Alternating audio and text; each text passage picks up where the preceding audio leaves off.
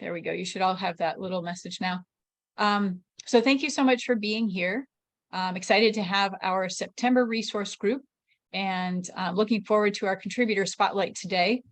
Rick has been a friend for many, many, many years and many big beers festivals and a lot of industry stuff. And so it's fun to hear more about all of our stories. And I think that's one of the neat things about these resource groups is we can learn a little bit more about each other, where we've been and where we are right now.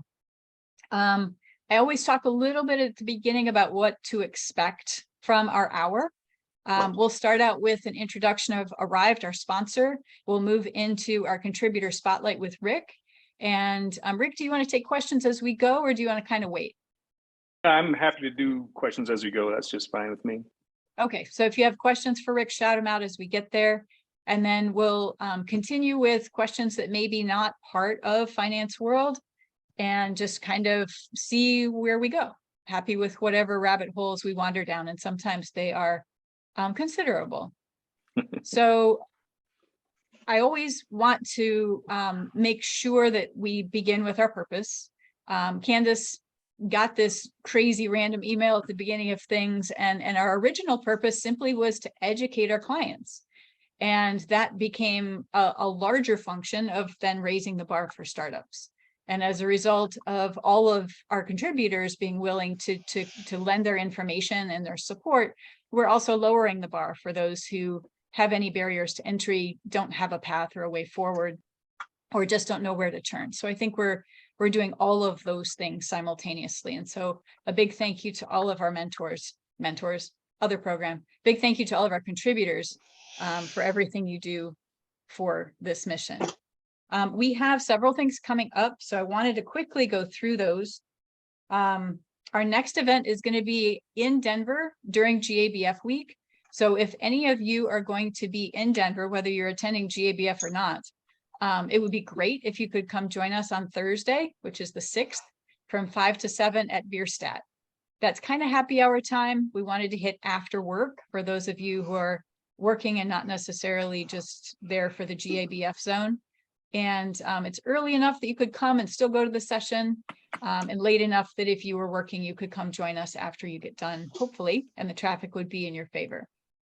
So that's next. Beyond that, our next resource group is going to be on October 19th, and that's Dana Johnson with Burco, which is now a Diversey company. And that'll be fun.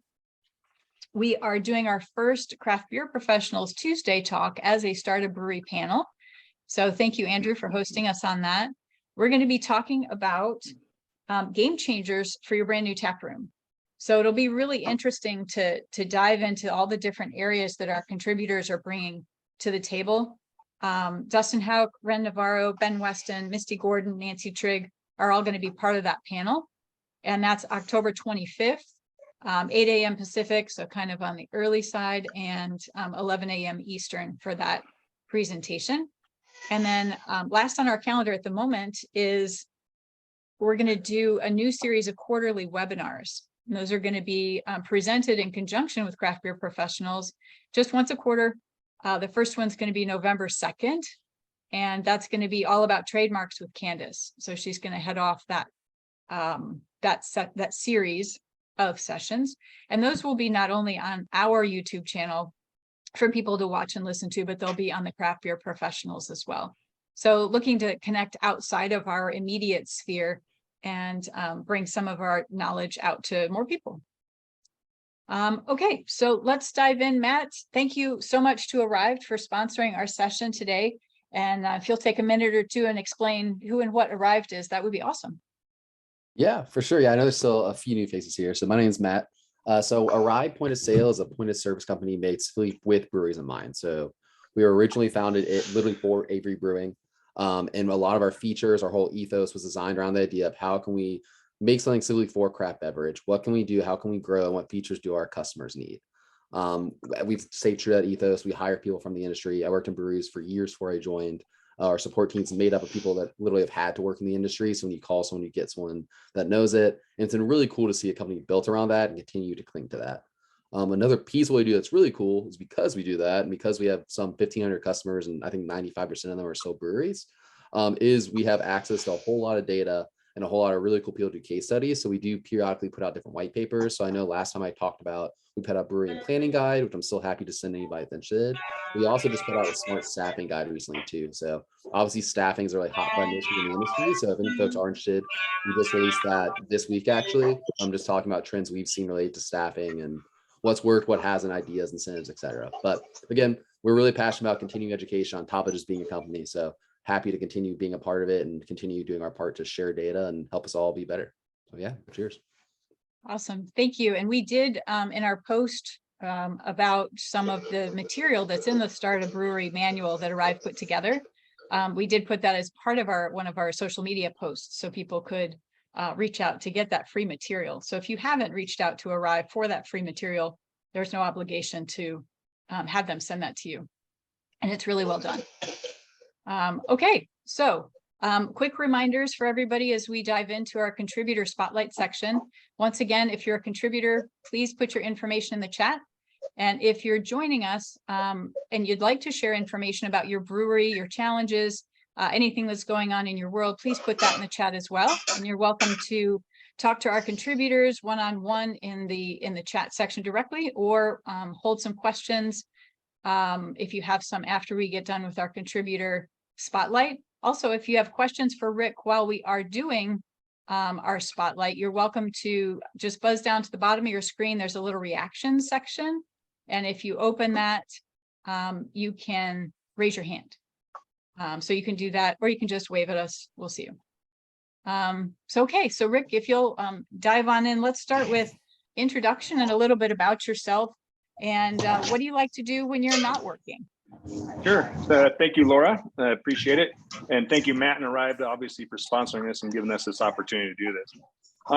Yes, my name is Rick Wayner. I am the founder of Brewery Finance. And I am, gosh, in terms of what I like to do when I'm not working with breweries, generally just about anything outside is what makes me happy. For the most part, my favorite thing to do is ride horses. I like fishing, hiking, live music, you name it. Anything outdoors, I'm good with that. Excellent. You want to dive into what you do for clients and what problems you solve? Sure, absolutely. So what we are an equipment finance company predominantly. So we finance equipment, canning lines, bottling lines, fermenters, all that kind of stuff for craft breweries. We do offer some working capital type solutions that are a little bit less traditional, a little bit more expensive, but good short-term solutions for somebody in a pinch. Is anyone else getting this noise in the background?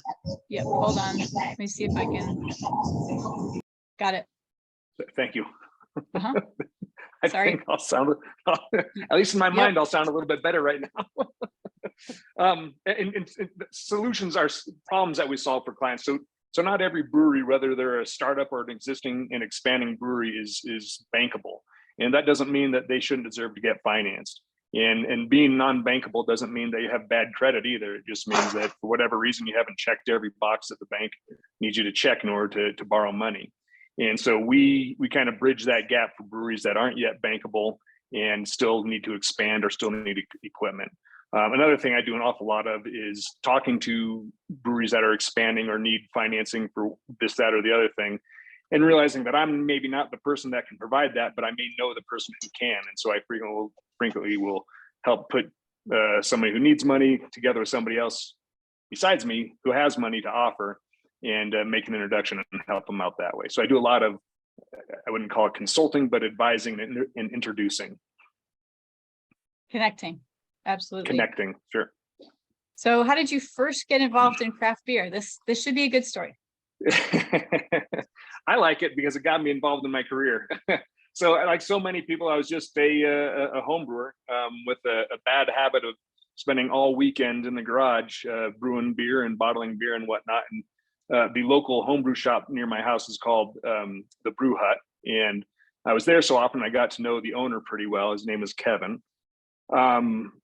And at about that same time, I had just started an equipment finance company with my brother. We were called 5280 Financial at the time. And the goal was to just finance equipment for anyone in the Denver area that might be looking for equipment financing. So we worked with truckers and people who needed copying machines back in the day and that kind of thing. Well, my friend Kevin from the Brew Hut was opening up a brewery, and right next door to the homebrew shop, and he knew that I had a background in house painting, which is one of my former careers. So he called me in to help him paint the walls of the brewery before it opened. And as I was doing that, I noticed he had the brewer's resource directory sitting there on the bar. There weren't even any bar stools there yet. I don't even know if he had made a batch of beer yet. But I was thumbing through it, and I realized there wasn't a single finance company listed in the brewer's resource directory. This is like 2005. And the next day, I filed the trade name of Brewery Finance. I drove to Boulder. Our office at the time was in Littleton, Colorado, so just south of Denver. And so I drove up to Boulder, just north of Denver, introduced myself to the Brewers Association, which was a much smaller organization back in that day, and told them, "Hey, I'm Rick. I'm starting a company called Brewery Finance, and we're gonna finance breweries." And yeah, it took a while, maybe a week or two, to get our first deal in the door, which was a huge surprise. I got that first deal, and it was all kind of history after that. We funded a small, let's see, I think it was like a dented 7-barrel fermenter for somebody who had a roadside fruit stand and wanted to open a brewery. And that deal came attached to a vendor. You know, somebody had to be selling that fermenter. So I talked to that vendor, and then they decided, well, yeah, we could use a finance guy helping us finance this equipment for our customers. And that turned into more customers. The next thing you know, financing breweries was my full-time job. So, and it's been that way ever since 2005, which is fantastic. It's been a great industry for me. Nice. So Dry Dock was not your first customer. Dry Dock has not ever even been a customer. We didn't even, we never worked with them. Kevin's one of my better friends, but we've never worked together. And, but I do have a lot of good stories. I think we might get into one in a minute here about breweries that I helped in the beginning that have become really successful, which is, it's always rewarding. Yeah, no doubt. Okay, let's talk first. What has led you to your space in craft beer today? So how is everything kind of unwound? Is there anything else you want to kind of add to that? I mean, that's really the basic story. Is I was a home brewer. I never had a background in finance. My major in college was English, but I ended up getting married before I graduated and never actually finished my degree. But I worked in, my dad had a finance company at that point in time, an equipment finance company. And I was basically working to save up enough money for an engagement ring. So I took the craft jobs that he offered. With my dad, it was always, if your family, you work twice as hard for half the money. So I worked in the file room. I worked in the tax department. I worked in the credit department. I kind of figured out all the different, I didn't figure out, I was told to work in all the different departments eventually. And so that's how I got my background in finance. And eventually my dad's company was sold. I no longer had a home there. I started my house painting company, kind of figured I'd had enough of the desk jobs and whatnot. And at the same time, I was starting a family. So one or two falls off the ladder will make you realize how quickly your income can dry up when you're trying to support a family. So it was at that point in time, I got back into the equipment finance world, just working for somebody else. And after a couple of years of seeing my boss, you know, spending 6 or 7 months a year in Hawaii, I decided, well, I should probably be my own boss too. And so my brother and I slipped out. We started our company, and I've been stuck in this black hole of finance ever since. I always tell people I'm not really. Yes, absolutely. I always tell people I'm really good at what I do, but I'm not a finance guy. I'm a beer guy who happens to be financing. There you go. Well, tell us about the coolest project you've worked on. So I was kind of brainstorming on this earlier, and there's a lot of kind of cool customers that we've worked with, but I think one of my favorites was one of our very first customers back in 2005, or maybe it was really 2006, was Maui Brewing Company. And back then they were just starting. Garrett, the owner, had just purchased a small brew pub in Maui from, I can't remember what it was called, like Food and game rotisserie or something like that. I can't remember what it was. Fish But and he, game. Yeah. who was he? Yeah, okay, thank you. Yep. And he was rebranding to Maui Brewing, and they were one of the earlier adopters on getting a canning line. And I remember I was working from home that day, and I was walking around in my backyard on my cell phone talking to Garrett, and I believe he was walking around the plant on his cell phone, and we're just trying to figure out how are we going to finance this canning line for him. It came from Cask, which was a Canadian vendor, which back in 2005, most lenders wouldn't want to finance equipment coming out of where a foreign vendor. They just didn't want to work with foreign vendors for the most part. So I had to educate my underwriters. I had to get the deal approved, which is hard enough to do because it was a startup. And Garrett had to make some concessions as well. You know, he had to put some money down on the equipment first, and just everyone had to do what they could do to sweeten up the deal. But we got it done. Garrett has been a loyal friend ever since.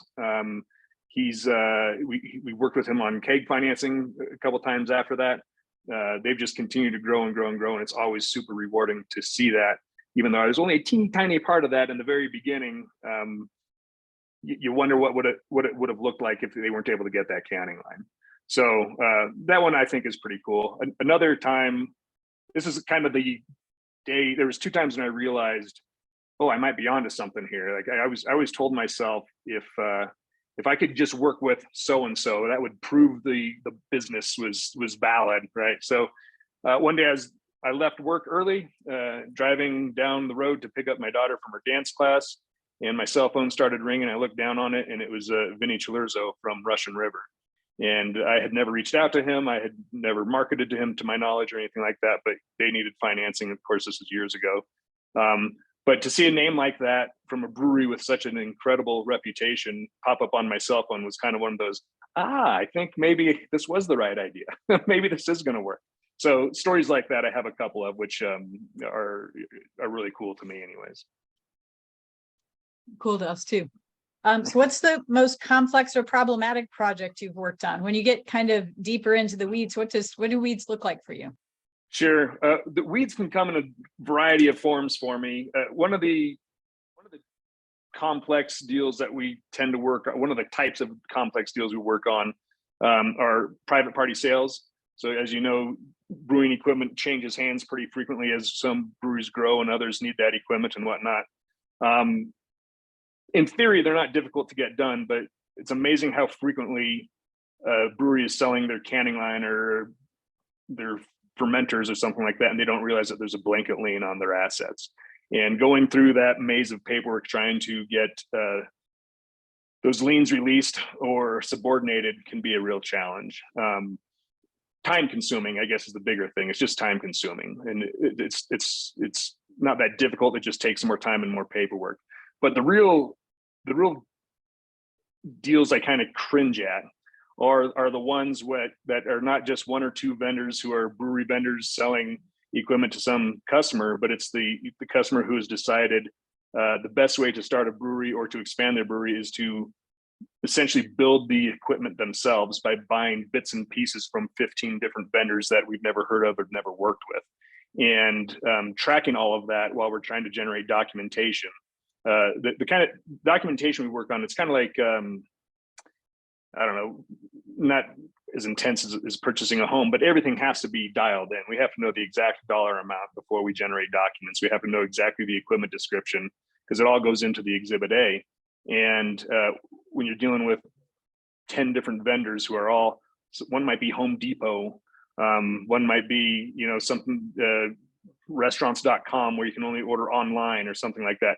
It's just a lot of work to get invoices from all those vendors, to keep track of who the contacts are from all those vendors, to track when the equipment is delivered and installed and all that kind of thing. So those deals are probably my biggest nightmares. Gotcha. That's fair. Okay, let's dive into the meat of your strategies in finance. What would you suggest to somebody who's looking to do financing, whether startup or whether existing brewery looking to add a piece of equipment or maybe add another tap room or brewery? Sure.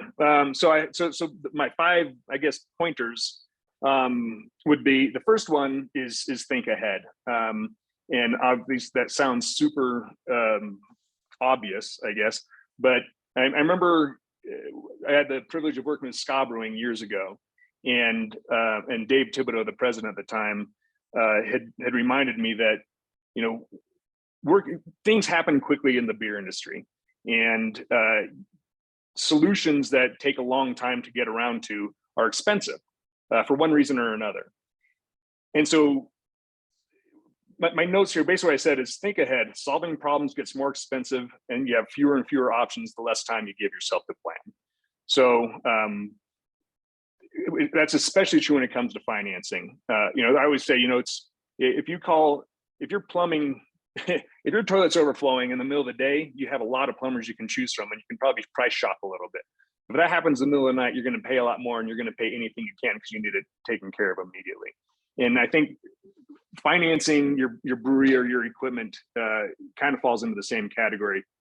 If you think far enough out, you have lots of options. You have all the options. They may not all work for you, but you can explore them all. When you have put $50,000 down on a piece of equipment and it's ready to ship, and you don't have the remaining $50,000 to get it shipped, the solutions can be pretty expensive if you need it really quickly. So think ahead is number one for sure. Number two is just know your business. When you're applying for financing, it's amazing how many people don't understand if their business is that profitable or not. And like a company like ours, we don't even necessarily need you to be profitable. We may not even ask you for your tax returns. But if I am talking to you and you can't tell me where your business stands or what how adding this 15-barrel fermenter is going to change your bottom line, it's a pretty good indication to your underwriter that you don't really understand your business, and it's just a bit of a red flag. So know your business financials, know your personal credit, understand your business credit. If you do have problems in any of those areas, know what they are so you can address them ahead of time. Underwriters tend to make up their own stories. They'll look at your credit bureau, they'll see that you've missed a medical payment, but you've got a Harley Davidson that you're making your timely payments on, and they'll draw some sort of crazy conclusion based on what they think your character is. That may not be remotely accurate. So be prepared to address those kinds of things up front. And then the other thing that really helps you with just understanding your business front to back and your personal credit is that it prevents you from going to underwriters or lenders who are not a fit for what you need, which is just a huge time waster. You know, there's no sense if you're struggling to make your mortgage payment, there's really not a whole lot of sense in going to an A credit lender. You're going to waste your time, you're going to waste their time, and you're going to get a decline. But there might be somebody else who understands those kinds of problems and has a creative solution to work with you, and will work on you with that. Number three, I think I worded this one probably foolishly. I said save now, pay later. What I may have been better saying pay now to save later. But the idea is a lot of time brewers purchasing the equipment they can afford rather than the equipment that they need. So, if you have enough distribution to where you need a big canning line and you can't afford that big canning line and you're sitting there with crowlers all day long or something like that, that's a problem. Not only are you just missing opportunities, but you're probably going to create some repetitive stress problems in your wrists. And this isn't necessarily a sales pitch, but you can use financing to get the equipment you need. Having undersized equipment or equipment that is not of high quality and breaks constantly is just going to cost you headache, time, and money down the road. I remember a buddy of mine when I was in high school, I was desperate to buy a fish tank. I wanted a fish tank for some reason. This was in the days when everyone had one, and it seemed really cool. But anyways, I saved my money forever and ever and ever, and had enough money for a 10-gallon fish tank. And my buddy said, you know what, you get that, and in a week you're going to wish you got the 30-gallon fish tank, and it's only $50 more. Just keep saving. And I was like, nope, I got to have that fish tank. So sure enough, I got the 10-gallon tank, and I was dying to have the 30-gallon tank, and I had to start saving all over again because of that. So just get the equipment you need, not the equipment the equipment you want, not the equipment you can afford. Number 4, time is money. This just goes back to kind of think ahead and planning ahead. You know, if I was starting a brewery, or if I was in the position to expand my brewery, the first place I would look for money would be a bank. Banks usually have the cheapest money. There's a couple great ones, even some contributors to start a brewery that specialize in working with breweries. I refer people over to Jason Sleeman all the time. He's a great guy, but banks are going to take a longer time to get a lot of this kind of stuff financed. They're going to do a much deeper dive into your financials, and they're going to most likely put a blanket lien on all of your assets. So sometimes we'll remind people of is, you know, yes, the banks have the cheaper money, which is great. That's where I would start too. But if it's going to take you a month or 2 to get approved, and then the bank approves you and finally disperses money to you, and then you disperse it to the vendor, and the vendor is out 6 months on manufacturing the equipment, you're out 8-9 months before you have that equipment. And that's 8-9 months of rent that you're paying, and just standing around waiting for equipment while you are making payments. And so while none of us can do much of anything to decrease the amount of time there is waiting for your equipment to be manufactured and shipped and installed once it's paid for, you know, companies like ours, we work much quickly to get things approved, funded. You can usually get that kind of stuff done in a week. So I'm not saying don't look at your bank, don't look at other finance options. I'm saying sometimes walking over what is the saying? You don't step over a nickel to save a, I can't remember what it is, but anyways, it makes sense sometimes to pay a little bit more and get your equipment quicker. It'll start putting money back in your pocket and paying for itself. So number 5, again, kind of in the area of the obvious, I think, but the beer business is a fun business. It's fast moving, it's exciting. You kind of get to have that superhero jersey on when you talk to your friends about how you work in a beer business, but it is a business. And number 5 is remember that your brewery is a business. If you want to stay in the industry, you've got to treat it like a business. And it's amazing how many people I talk to who treat it more of or got into it thinking it's going to be just kind of the fun of home brewing, and not understanding that it really is a business. So right along those lines, you know, there's resources to help you understand why how to treat your brewery like a business. Start a Brewery is a resource. The mentorship program that the VA puts on is a great resource. Craft Beer Professionals is an amazing resource. So there's a lot of resources out there to take advantage of. I would say part of treating your brewery like a business is to remember that you can't do everything. Hire an attorney to do your trademark stuff. Hire an attorney to put your LLC paperwork together. Make sure that you have documentation when you go in with your partners on who has what responsibility with the brewery, because I've seen a lot of customers run into trouble and maybe even go out of business just because of misunderstandings that they have with their partners. It starts out great, you're making a wonderful IPA, everyone's happy, and then boom, right? Somebody has a kid and doesn't want to work as much anymore, or somebody just they suddenly don't want to make whiskey, right? So there's all kinds of things that can happen in a partnership, and it's just best to have that written out in writing, knowing so that you can solve those issues when necessary. Rick, I think Jeff might have a question. One sec. Jeff, did you have a question? That was your hand raised there for a second. No, I was applauding when he was talking about using attorneys. Ah. We can always do that. Candace was doing the same thing, whether she said it out loud or not. Sebastian, you have a question?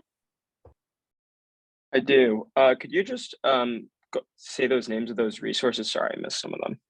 Oh, yeah, sure. Well, Start a Brewery, you're familiar with, obviously, since you're on the chat right now. Yep.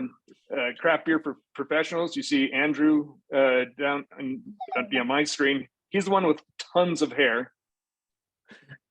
Craft Beer Professionals is a great resource. And then the Brewers Association has a mentorship program that Laura might actually be able to tell you a little bit more about. She's heavily involved in it. Mm-hmm. Yeah, Great, the mentorship program is run by the Brewers Association and is available. I think it's quarterly or maybe 3 times a year. And you can put in an application to be a mentee. And there are people from all over the industry who have volunteered to be a mentor in their areas of expertise. And so the way the program works is those applicants who are accepted have 5 2-week sessions with people in the industry to work either with, aspiring brewers who would get into the industry, people who want to advance in the industry farther, and those who are on startup track. So there's 3 general ways that you can apply for that program. I would also add that the Brewing the American Dream has some great resources. Beer Culture has some great resources. There's a lot of them that are coming up more and more and more with scholarships, with mentorships, with apprenticeships. And we have some of those resources on our educational resources page on our Start a Brewery website. So that's a good place to go look as well. Did we cover it, Sebastian? Yep. Thank you so much. You're welcome. All right, Rick, I interrupted you. No, I think that was it. I think those are my 5 pointers. I'd be happy to take any questions on any of those or comments. Or Rick, you don't know what the hell you're talking about. Any of that's fine with me. I personally, I think we end up educating a lot of people about craft beer in all of the rest of our associated, affiliated, like adjacent industries. Dustin probably educates more people than anybody in the municipalities world. Andrew, do you have a question? I do, because Rick, you and I don't get to have beers enough because you're too far away, and I unfortunately won't be out in Colorado in a few weeks. But you mentioned that you didn't have any finance experience. You went to school for something else. What resources would you recommend for a brewery owner to kind of better understand their finances? Well, that's a great question. Well, so first of all, I would find an accountant, especially one who understands the service industry or specifically the brewing industry. I know that there's a couple of them out there. I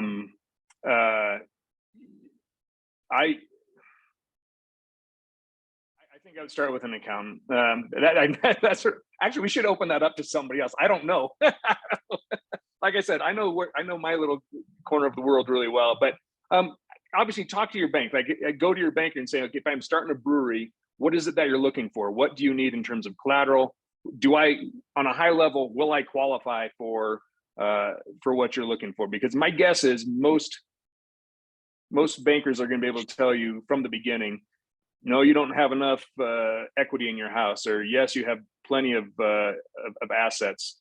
So I guess I would start there, and I would start with talking to your accountant, just like, hey, how do I fill out a personal financial statement? How do I understand what I'm worth? How do I understand how these numbers all work together to make sure that a brewery is profitable?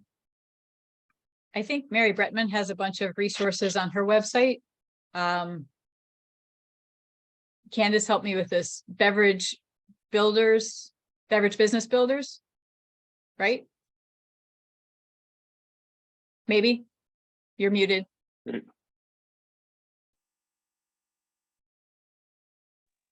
Yeah, so all that to say, I don't know off the top of my head, but I'll look it up and put it in the chat in just a second. Okay, yeah, and I was going to say Carrie Shumway as well. Thank you, Julie.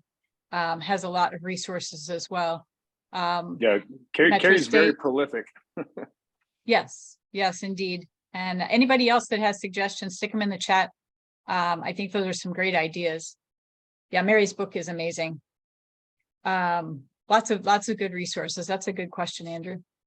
Anybody else have questions about Rick's 5 suggestions before we move on? Okay, so in your, what's that? I guess I have a question. I don't know how to raise my hand. I'm sorry. That's old. okay. But so a lot of this is startup brewery things. But let's say happenstance is you own another company or a brewery, and as you said, that is maybe not really super profitable, but you would like to open a separate company. Like, what are some strategies to get financing when all the banks ask for your taxes for the last 3 years, and they see that essentially, especially with COVID, and you have restaurants and you have a brewery, all you've done the last 3 years is lose money. So what are some strategies to start a new project? Yeah, that's a great question. So not all lenders require full financial disclosure. And we are one of those. I would say 75 to maybe even 85% of my clients, we don't ask them for tax returns. So now that includes startups and existing breweries together. So we do have what I would consider non-disclosure programs for startups where you don't require financials. The thing to know going into it is the money's gonna come at a premium. It comes at a premium anyways as a startup, just because it's inherently risky. But when there's no financial disclosure, the underwriter really is just looking at your personal credit and saying, yes, they pay their bills, or no, they don't. And so it's a little bit more restrictive in the sense of, if I have a startup I'm working with and I have full access to their tax returns, and I'm talking personal tax returns, not other businesses, and everything looks good, and maybe they have some outside income, their spouse is working and they're still starting this brewery or whatever it is, I can probably get up to $200,000 to $250,000 in equipment finance for that person, obviously depending on a lot of factors. For the startup without that disclosure, it's probably capped more at $50,000 to $100,000, and we have to kind of break it up into smaller chunks to get there. So some of my underwriters that will do that will cap it out at 25,000 or 50,000 or something like that. So I guess there's a lot of ways to attack that. Some other strategies. The SBA may not ever be the solution because your other businesses aren't profitable or whatever. But I've seen a lot of breweries use crowdfunding. I don't see it nearly as much as I used to, but that was a pretty popular thing for people to do to raise some money in the past. Credit unions. I see that they're more creative than I always kind of in my mind lumped credit unions and banks into the same category, and I don't I'm not bad mouthing banks, but I've seen credit unions get pretty creative, and I think they're their own thing and they kind of make up their own rules sometimes. And then of course, friends and family, or raising money from investors. Obviously, everyone always thinks about those, but there are programs out there for startups that don't require full disclosure. Thanks for that question, Ron. Derek, you have a question? Yeah.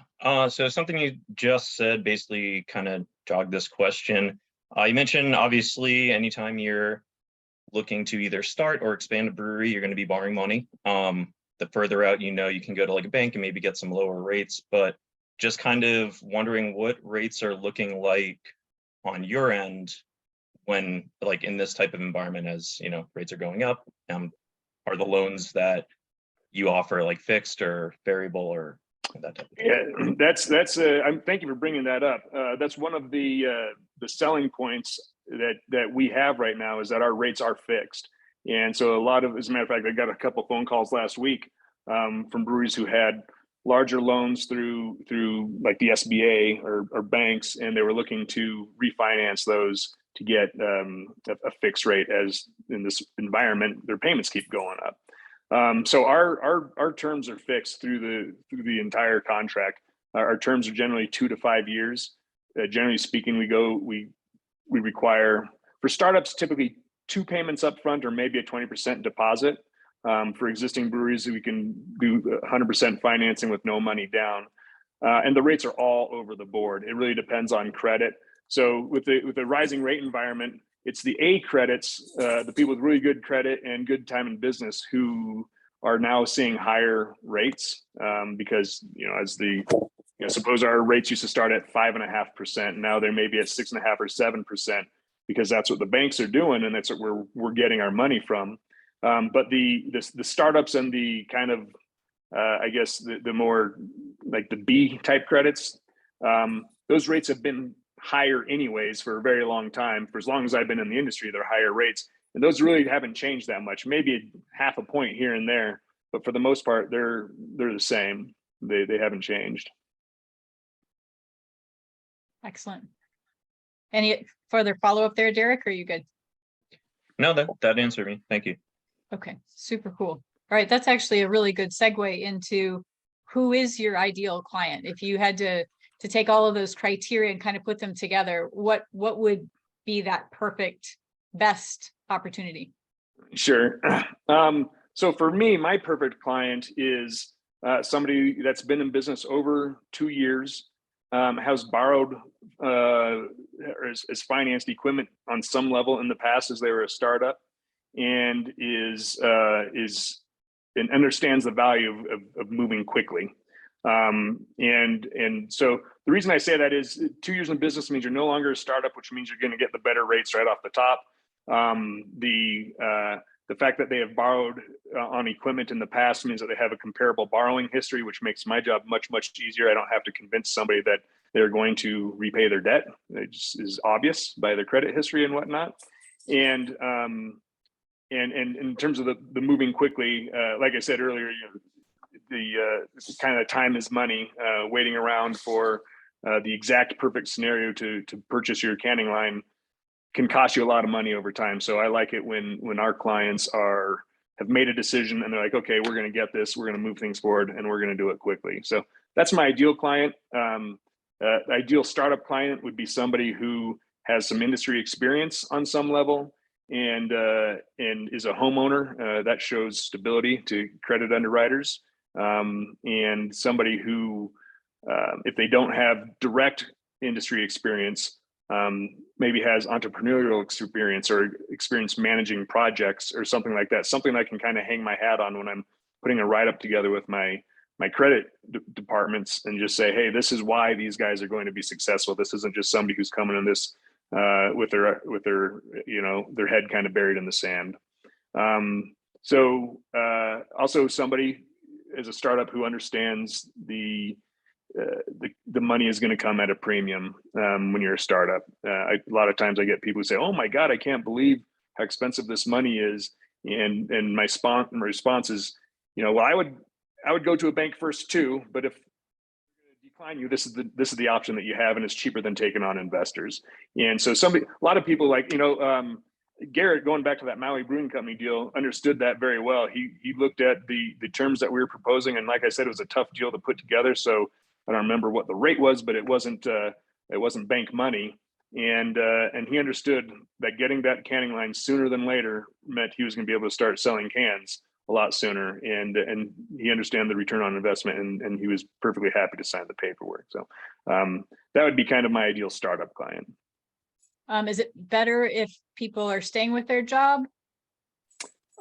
Some underwriters look at that differently. Ideally, so thank you for bringing that up. Part of the ideal, I guess, would be that the applicant has outside income to help them sustain while they're starting the brewery, because they're clearly not going to be making money for the first, especially while they're getting set up and started. So a lot of times that outside income looks like a spouse or somebody who's working, or they have 2 or 3 owners in the brewery and all of their spouses are still working, or two of them are going to keep their day jobs and one of them is going to run the brewery or something like that. So outside income is good. Some of our underwriters look at if it's one person owning the brewery and that person is going to keep their day job. They don't like that. They see them as kind of not having enough bandwidth to do it all. So different underwriters look at it differently, but I like to see outside income for certain. Gotcha. Very cool. And so if any of us are talking to startups or existing breweries, what would we be hearing to know that you would be a great person for them to talk to? Well, you could tell them I have a great personality. I don't know. I think the reason that people call me is so there's a couple different buckets they fall into. I think there's the client that is simply not bankable for whatever reason, and they'll come to me, and then they'll see how easy we are to work with, and they'll come back to me over and over and over. And even sometimes when they are bankable, they keep coming back to me. And then there's the client that is bankable. Maybe they are an old client of ours that we worked with at some point in time, and they go to get their I don't know, they go to get their financing through whatever local bank or whatever, and they realize it's going to be a little bit more of a process, but they need a quick solution, and so they come to me because it's quick and it's easy. Gotcha. Yes, and a cool hat collection. Julie has the add-on in the chat there. And did you go ahead and put all your contact information in the chat, Rick, or how best to reach you? I did. I'm super easy to find. The company is just Brewery Finance. My email is rickw@breweryfinance.com. And I put my phone number in there. It's 303-800-1063. Excellent. Thank you for being in the spotlight this week. Does anybody have further questions for Rick?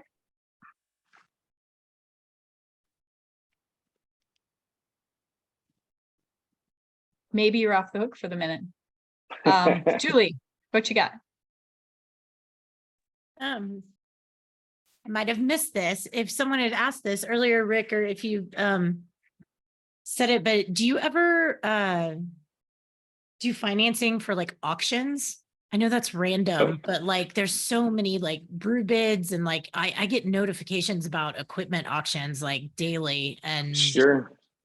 Yeah, that's a great question, and thank you for raising it. I have not funded any auction equipment in years, but there's nothing that says we can't. The challenge with used equipment when it's coming from a private party is that, like I said earlier, sometimes you don't get a clear title. I'm assuming that the auction companies have done their homework and the title is clear and that kind of thing. So the challenge in my mind, because I have worked on auction equipment before I started Brewery Finance, and it was always very stressful because you get somebody who needs, I used to work with construction companies a lot, and they would need a Caterpillar or something like that, and they would want to go buy it at auction. So I'd have to get them pre-approved for God only knows how much money, because we don't know how much it's going to sell for. And then we have to have the funding in place like that.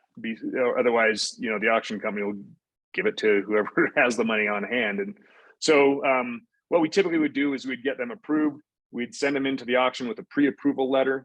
And then once they've won the auction, we have to immediately get an invoice from the auction house, generate documents, and get those documents signed. And then the auction house paid right away. So, you know, 15 years ago, that was a real challenge. Now with DocuSign and everything being able to be done electronically, it's much quicker.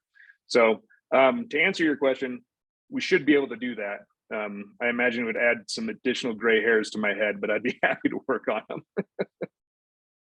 I would imagine. And then does it work like, would it be any different for like a turnkey brewery that's up for auction versus if it's just equipment? For us, it would. I mean, we finance pretty much just equipment. Yeah. So, so if it was, you know, suppose it was a turnkey brewery and it was valued at $500,000 and 250 of it was equipment, that would be the piece I'd want to buy it off on. I couldn't do the rest. Got it. Thank you. Of course. Thank you. It's good to see you, by the way. It's good to see you too. Anyone have other questions that aren't necessarily finance related that you'd like to bring to our contributors?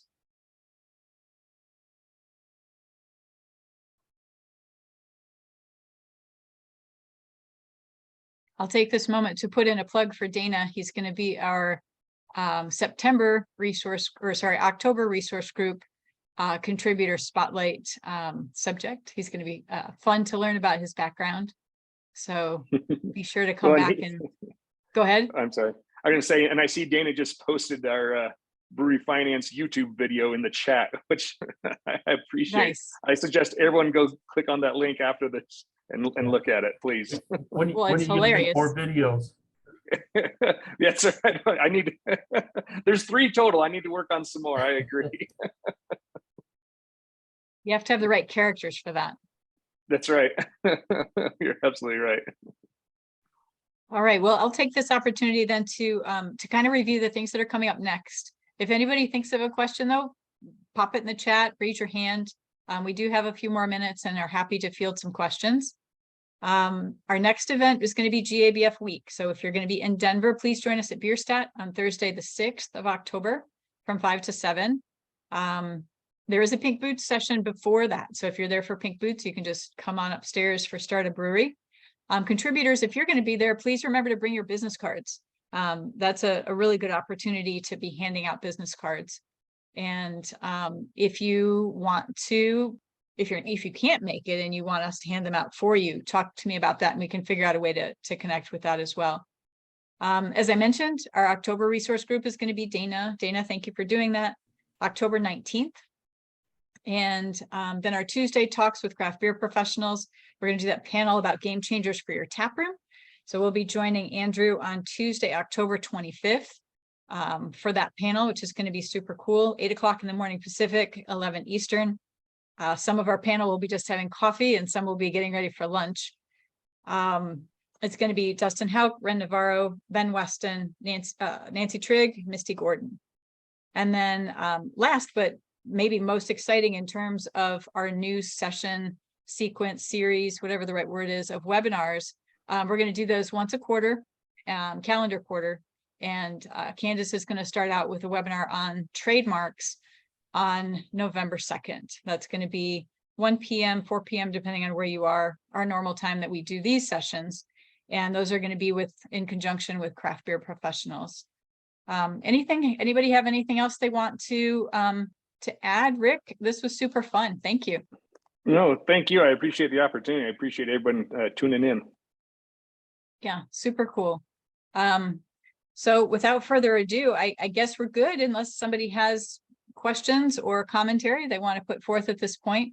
We'll release you a little early to the rest of your universe. There's Dana's face. We'll get to see you in person for October. And I thank you for your cleaning your stainless and all of your systematic educational articles. I think that's helping some startups right now. Good, I hope so. Yeah, Looking I know forward to it.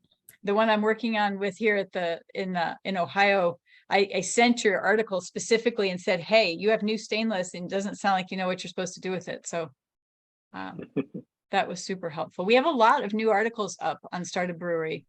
And I'm excited about more coming in. So take a gander at the library if you haven't. For those of you who have not explored the Start a Brewery website, we do have a task list for each of the 4 areas that we've divided the startup process into: plan, act, open, and grow. So if you're in the planning zone and you don't really have a checklist or a resource that tells you how to begin, just go to the plan button on our homepage, and there's a whole list of you should be doing these things. And same thing with act, which is we've defined to be as soon as you start signing contracts. If you've signed a contract, whether it's to lease or to buy a location, that's when we're kicking you over into act. And I do have some people that have started and are open that go back to plan to our checklist and say, what did I forget to do? So I think that is a really good resource, and we'll continue to develop those resources. And our educational resources have expanded lately as well. We added the Siebel Institute, Start Your Own Brewery connection on the educational resources page, and Portland State University just came on board as well. So we have some new resource links, destinations to find there. And we'll continue to expand both our contributor team and our resources for everyone to use. I think that's all I got. I keep coming up with more stuff, but I'm good. If anybody else doesn't have anything, I wish you all a wonderful Wednesday afternoon, wherever you are, evening. And thank you so much for being here. Thank you. Thank you. Thank you. See you next month, everybody. See you, Thank Dana. you, everybody. Thank you. Thank you. Thank you. Thanks for coming, Ron.